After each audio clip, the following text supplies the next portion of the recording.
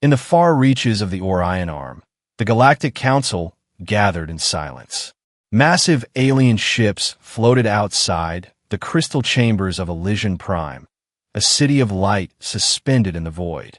Representatives from 100 species filled the hall, whispering in nervous tones. They had one purpose that day: to discuss the return of a name long erased from galactic records, a name once spoken only in fear and regret. At the center of the chamber stood High Chancellor Vereen of the Zalari Dominion. Her skin shimmered like liquid silver. Her voice trembled slightly as she began the session. Council members, today we discuss an ancient signal received from the dead world known as Sol 3, she said. Gasps echoed through the hall. Sol 3, the ancient name of Earth. For 10,000 years, the planet had been marked as extinct origin, a world that had burned itself into silence. But last week, deep space probes captured something impossible, a pulse of energy encoded with a single word. And that word was Terra. Every translator in the chamber paused for a fraction of a second. That single word carried a frequency that made even the hardened warlords flinch. Old data ghosts and their neural implants triggered strange memories.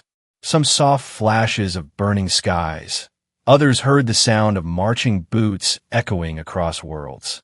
A few simply froze in terror, unable to breathe. Ambassador Rither of the Krolak Alliance slammed his clawed fist on the table. "This must be a trick," he growled, his voice vibrating with unease. "The humans destroyed themselves millennia ago. Their name is forbidden to be spoken." But a deep voice came from the shadows, slow and ancient. "No, Ambassador," said Archiver Tellith, the oldest being in the council. "I was there when their fleets blotted out the suns. I remember the last transmission from Earth before the silence." The room fell into deeper stillness. "Do you mean to say humanity is alive?" asked Chancellor Vereen. Tellith's eyes glowed faintly. "Alive, or something far worse," he replied. He projected a hologram into the air, a human symbol, the blue-green world spinning slowly. And beneath it, a pulse repeated in rhythm, the same signal that had traveled across galaxies.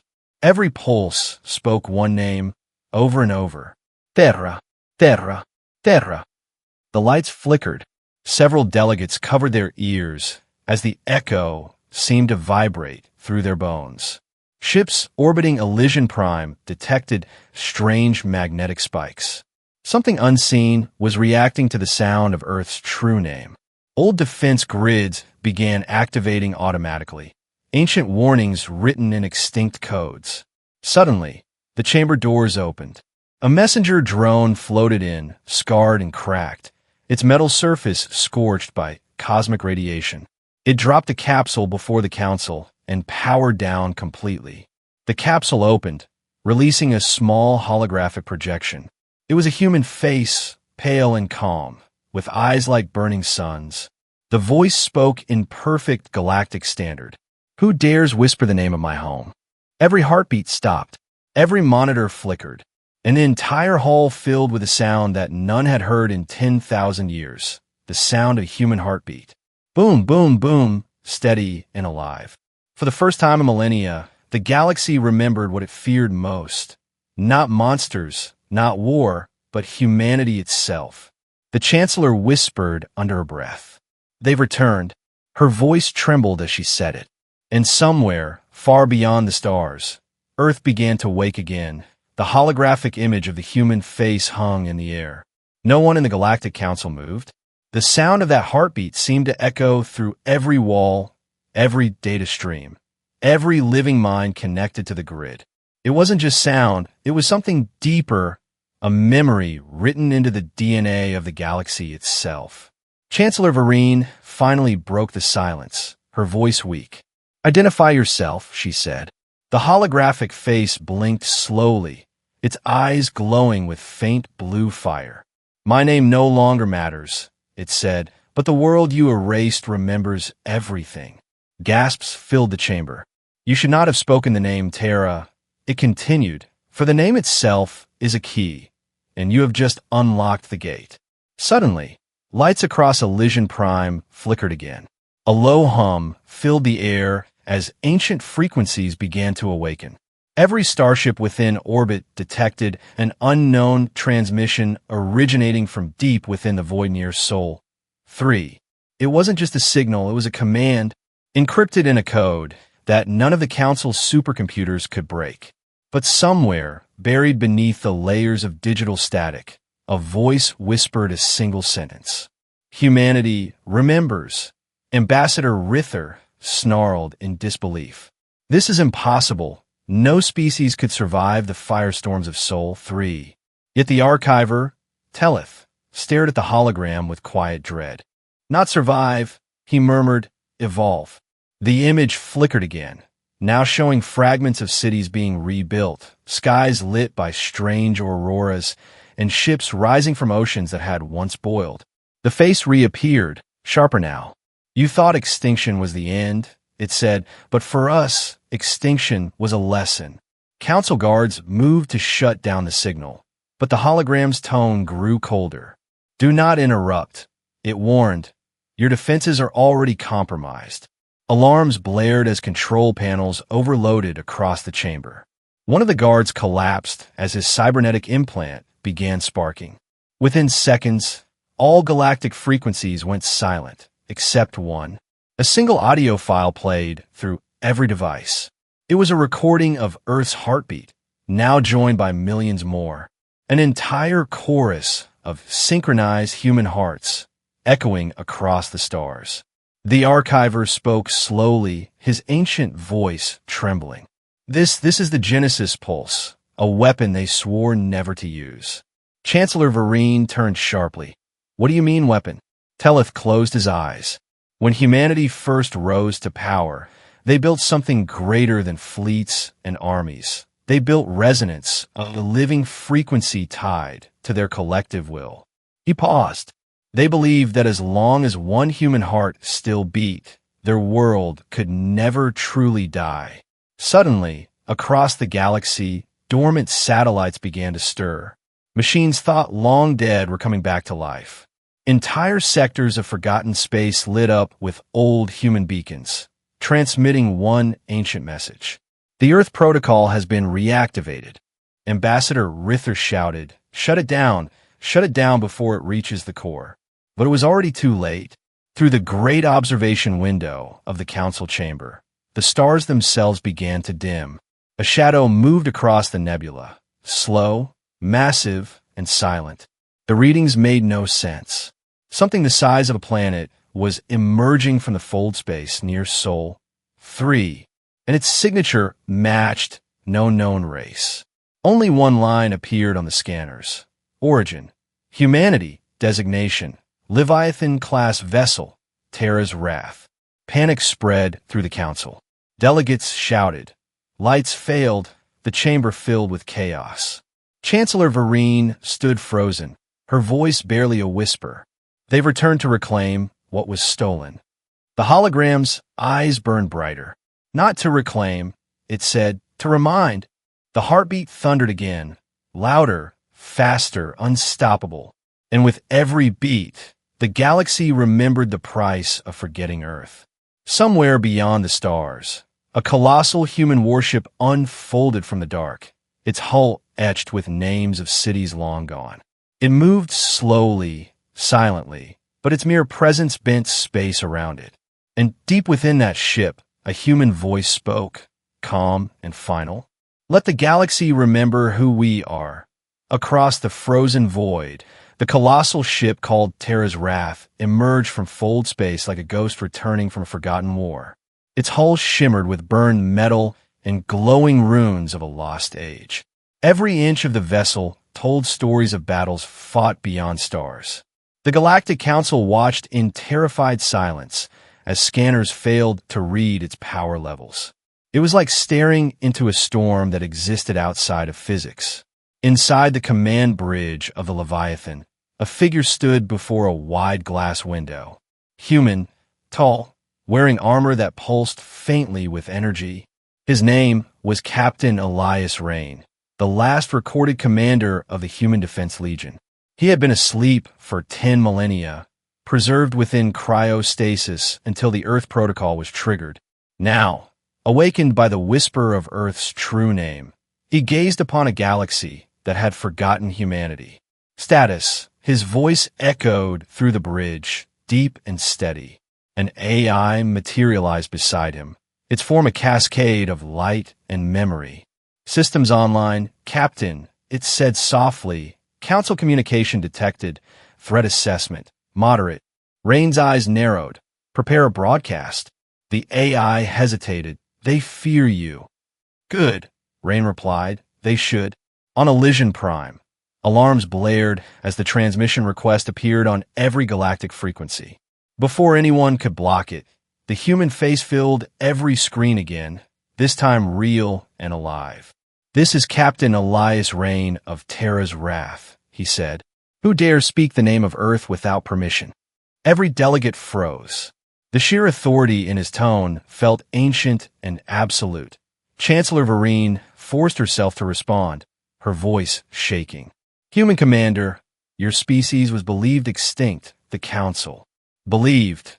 Rain interrupted coldly. You believed because you needed to. He stepped closer to the camera, his gaze cutting through every screen. You feared what we became. Humanity was never gone. Chancellor, he continued. We simply waited for the universe to forget. The council chamber buzzed with panic, but the archiver raised his trembling hand. Captain Rain, he said, why return now? Rain's voice grew darker. Because you spoke the word. When you whispered Terra, you activated our awakening protocols.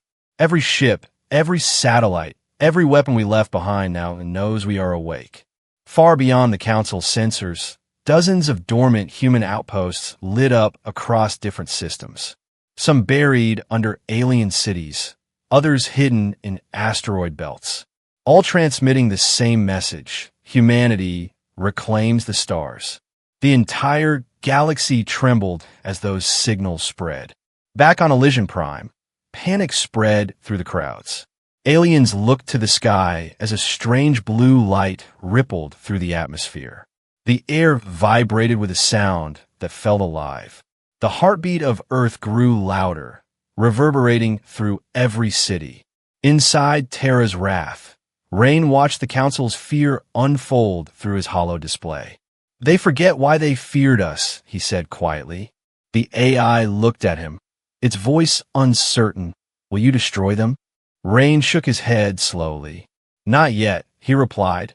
Fear is a weapon too. The ship's main core began to glow, power levels rising beyond any known measurement. Outside, the stars around Sol, 3 bent slightly, forming a halo of blue light across the void. Elysian's defense fleets took formation, but their weapons refused to lock on. The Leviathan's presence scrambled their systems like a nightmare given form. Rain closed his eyes and spoke one command. Activate the memory array. Across the galaxy, thousands of species suddenly received the same vision. Scenes from human history, wars, sacrifices, art, and fire. The rise and fall of civilizations, the birth of hope and rage. A reminder of what humanity truly was. When the vision ended, the council members were weeping, their minds overwhelmed. And Captain Rain spoke his final words for the day. You wanted to erase our name, he said, but you only made it louder. From this moment, the galaxy will remember Terra once more. The signal cut off, and silence returned.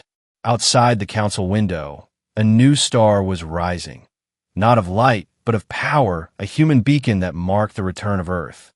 And in the dark void between worlds, the whisper of Terra's name continued to spread, like a storm that would never end. The galaxy had not known true silence for thousands of years. But after Captain Rain's message, silence spread faster than light. Across every world, transmissions stopped, fleets froze in orbit, and even trading routes went dark. It was as if every living being was holding its breath, waiting for what would come next. On Elysian Prime, The council stayed in emergency session for 3 entire cycles. Some demanded immediate retaliation. Others whispered of surrender. Chancellor Vereen stared at the frozen screen, still showing the last frame of Rain's face. His eyes, calm but burning, haunted her mind. "He did not threaten us," she whispered. "He warned us." Ambassador Rither slammed his clawed hand against the table. "Warned or not, that ship is a threat. One strike from it could erase half the core systems." Archiver Tellith looked up slowly. "You think in terms of weapons," he said, "but Terra's wrath is not built to destroy.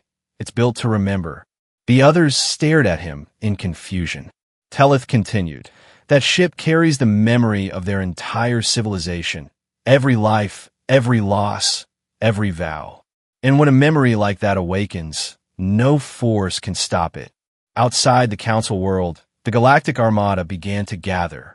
Thousands of ships, shimmering with energy fields, took position along the rim of the Orion Belt. The fleet commander, Admiral Koresh, a being made of molten light, gave the order. "Target the human vessel, full power." Yet every targeting system refused to lock on. Each sensor that tried to read the coordinates of Terra's wrath returned only one word: protected. From the darkness beyond their formation, the human ship began to move. Not fast, not aggressive, only drifting, but the movement alone distorted space. Several smaller ships were pulled out of formation as gravity itself bent to the Leviathan's will. Alarms screamed through every control room.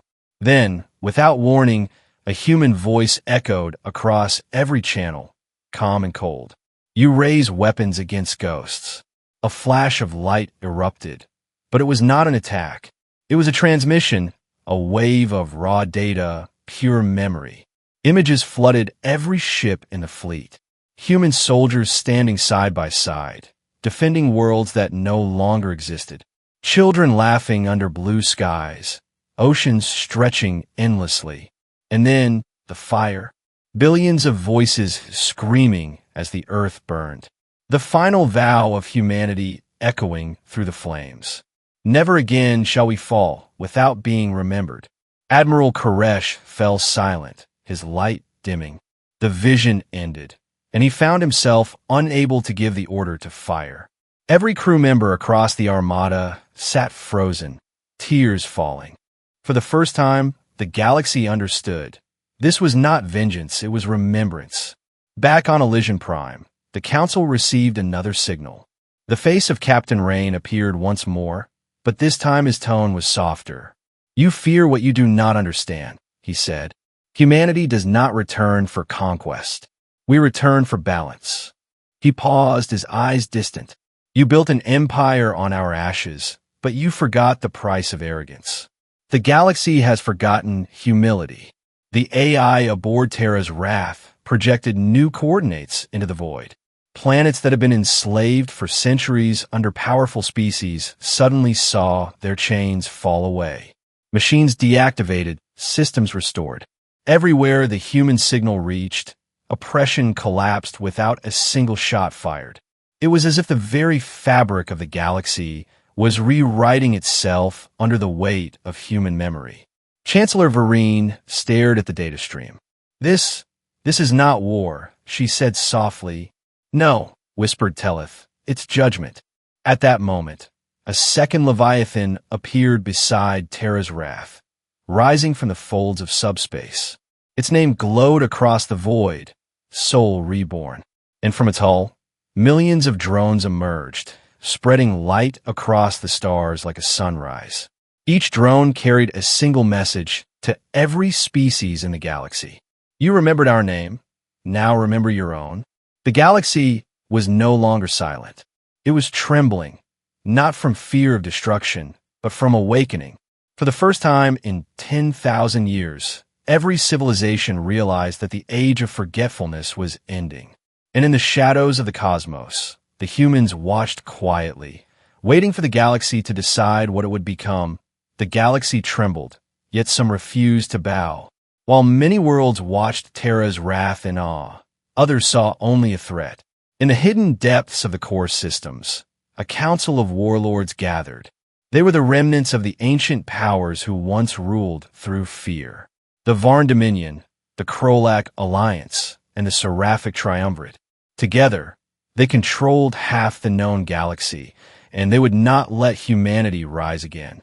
In a chamber carved from black crystal, Lord Karen of the Varn slammed his metallic fist onto the table. "These humans are myths, ghosts pretending to be gods," he growled, but his words betrayed fear. Beside him, Lady Vethra of the Seraphics leaned forward, her silver wings folding tightly. "Ghosts or not, their technology bends the laws of creation," she whispered. "If we do not strike now, we never will." The decision was made. The core powers would unite and destroy Terra's wrath, before humanity could reclaim the stars. They launched their fleet from 3 sectors at once. Millions of warships surged into the void, blackening the space around the Orion belt. Their weapons glowed with energy capable of tearing planets apart. At the center of the storm, Terra's wrath waited, unmoving, silent. Captain Rain stood on his bridge, eyes fixed on the incoming swarm. He did not call for shields, nor for weapons. He only whispered, "Let them see." The first wave of enemy ships opened fire. Beams of plasma and antimatter exploded against invisible barriers. But the human ship did not retaliate. Instead, the space around it shimmered, bending like liquid glass. Out of the distortion came faint shapes, outlines of ships made of light and shadow. They multiplied, forming ranks upon ranks of silent vessels. At first the enemy thought they were illusions, but their scanners detected energy signatures. Millions of them, identical to Terra's wrath. Lord Karen's voice broke over the comms. "Impossible. There's only one human ship." But as the sensors recalibrated, the truth emerged. These were not ships of metal, but echoes. Energy constructs made from the memories of human fleets long destroyed. Each one powered by the resonance of the Genesis pulse. Humanity's collective will give in form. The illusionary fleet moved as one. Their engines hummed like a chorus of ghosts. When the enemy fired again, their weapons passed through the phantoms harmlessly. And then, for the first time, the echoes fired back. Not with weapons of destruction, but with waves of sound.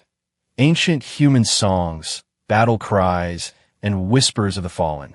The resonance tore through the enemy ships like invisible fire, shattering their shields and frying their systems. On Elysian Prime, the Galactic Council watched in horror and awe. Chancellor Vereen whispered, "They're not attacking. They're remembering." The archiver nodded, his old eyes wet with tears. "Yes, the echoes are every human who ever lived, standing guard over their home once more." In the midst of chaos, Admiral Koresh tried to retreat. But as his fleet turned, a massive shadow passed overhead. From behind the moon of Ortiz, another structure emerged, something larger than any ship ever built. It was not a vessel, but a construct the size of a continent. Engraved across its surface were the words in ancient Terran script, "Ark of Humanity." The ark unfolded like a blooming flower of light, releasing thousands of smaller crafts, each one carrying seeds of life, knowledge, and history. Captain Rain's voice echoed once more across the galaxy. "You came to destroy us," he said, "but we came to restore balance. The galaxy has forgotten where it came from. Let Earth remind you." As the ark's light spread, the fleets stopped firing. The void filled with the glow of restored worlds. Planets that had long been dead were reawakening. Forests regrew. Oceans reformed. Air returned to dying stars. It was not destruction. It was resurrection. The enemy fleets fell silent. Ships powered down, weapons turned cold. No command could override the silence that followed. And then, through the calm, one voice whispered on every channel, "Earth forgives but never forgets." The stars shone brighter than ever, reflecting in Captain Rain's eyes as he watched the rebirth of a galaxy that had once buried his kind. The humans had not returned as conquerors. They had returned as something far greater, the guardians of memory, the keepers of balance, the heart of creation itself. The galaxy was reborn in light. But in the silence that followed the awakening of the Ark, there came confusion. The fleets that once served tyranny now drifted powerless. And among the ruins of the old empires, whispers spread. Why did the humans return now, after all this time? On the distant world of Navarra, a small blue planet newly restored by the Ark's pulse, life began again. Forests glowed with soft energy. Oceans shimmered under twin moons. In a quiet village by the shore, a young alien girl named Lura wandered through the ruins.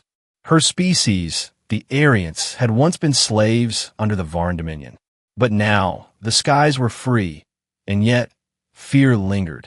Because last night, she had seen something impossible. A human, standing at the edge of the sea, staring into the stars. He wore no armor, no weapons, just simple clothes and eyes that burned with golden light. When she approached, he turned to her and smiled gently. "You shouldn't be afraid," he said, his voice soft but powerful. "I'm not here to take. I'm here to remember." Lura stared at him, trembling. "Are you real?" she whispered. "My grandmother told stories about your kind, stories of fire and thunder." The man knelt beside her, his reflection glowing in her large eyes. "We were fire once," he said, "but we learned that light can heal too." That night, Lura followed him to an ancient structure half buried in sand. The building hummed faintly with power. On its surface were carvings of stars, planets, and faces, thousands of them, human and alien alike. "This is the memory vault," the man explained. "Every world that once fell remembers its people here."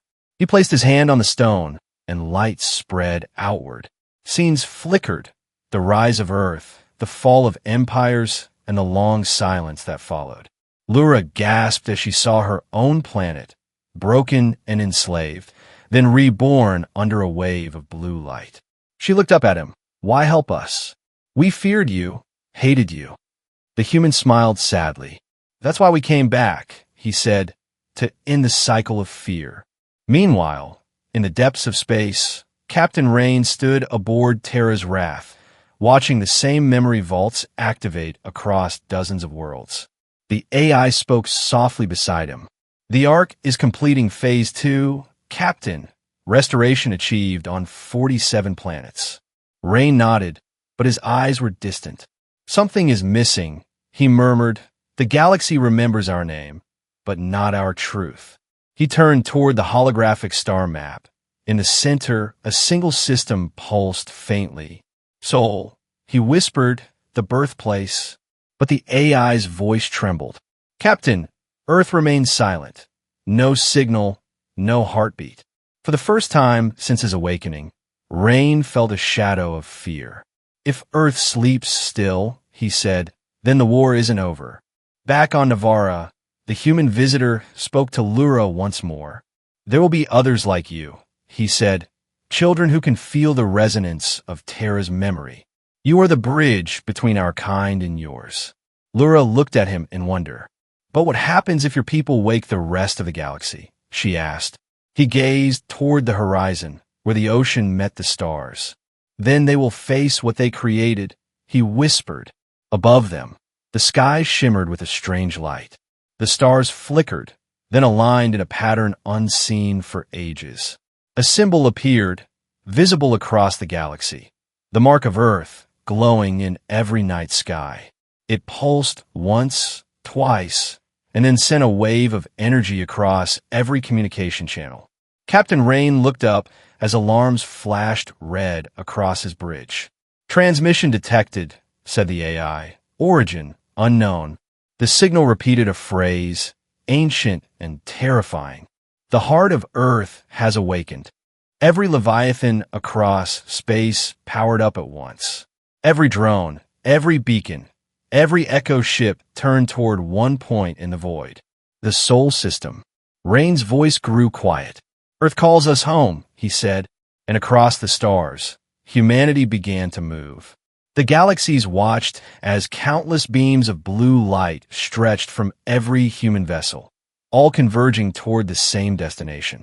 The return to the origin, the place where it all began. And as Terra's wrath entered fold space, Captain Rain whispered one final command. Prepare for the awakening. The stars shivered as the fleet of human leviathans crossed the void. Every vessel followed a single signal, a heartbeat coming from the cradle of their species. Terra's wrath led the formation through the fold space storms.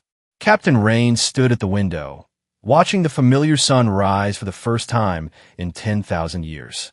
The Earth they found was not dead. It was sleeping, covered in a shield of silver clouds and energy that defied all sensors. Every attempt to scan its surface returned only one word in ancient Terran code: protected. Rain whispered to his AI. Can you hear it? The AI listened to the cosmic static, its voice soft. Yes, Captain, the planet is alive, and it's singing.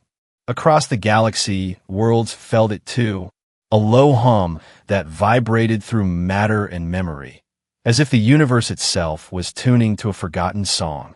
The Galactic Council watched from Elysian Prime, terrified yet unable to look away.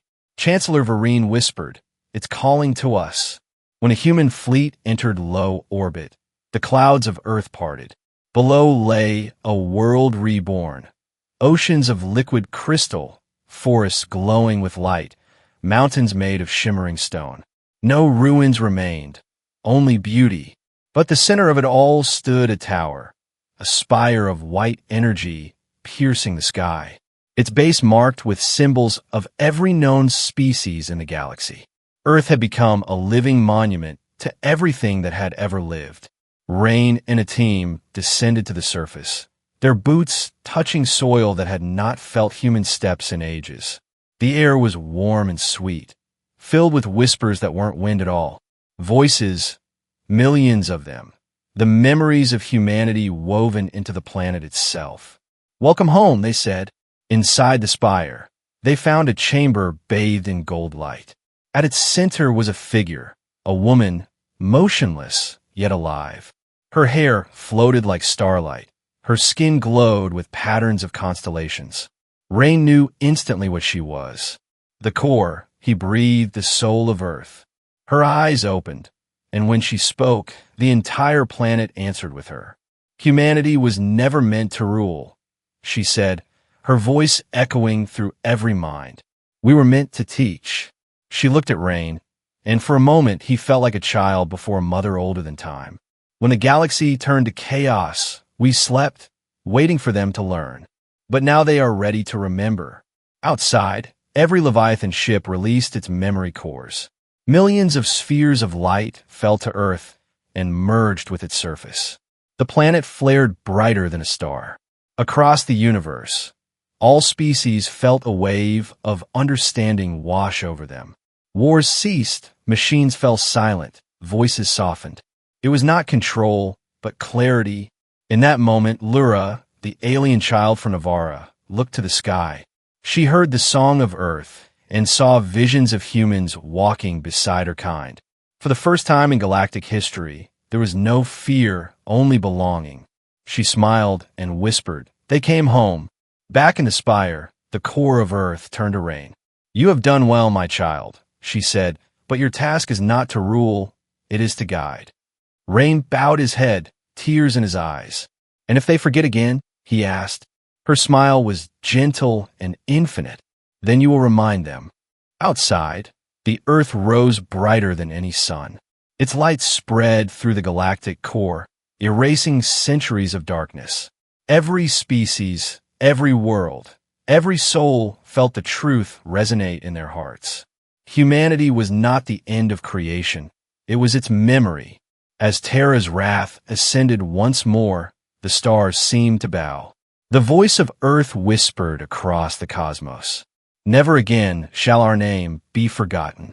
And the galaxy trembled, not in fear, but in reverence.